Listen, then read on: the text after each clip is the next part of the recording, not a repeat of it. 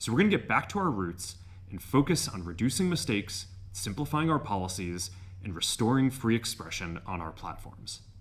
More specifically, here's what we're going to do.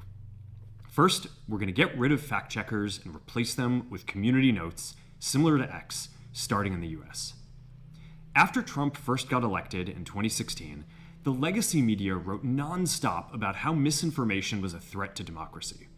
We tried in good faith to address those concerns without becoming the arbiters of truth.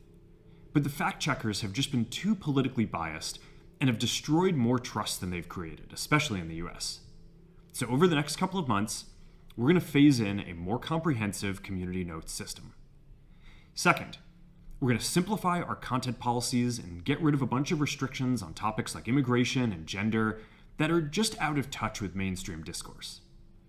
What started as a movement to be more inclusive has increasingly been used to shut down opinions and shut out people with different ideas, and it's gone too far.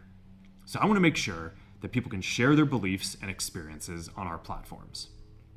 Third, we're changing how we enforce our policies to reduce the mistakes that account for the vast majority of censorship on our platforms. We used to have filters that scanned for any policy violation. Now, we're going to focus those filters on tackling illegal and high-severity violations. And for lower severity violations, we're going to rely on someone reporting an issue before we take action. The problem is that the filters make mistakes, and they take down a lot of content that they shouldn't. So by dialing them back, we're going to dramatically reduce the amount of censorship on our platforms.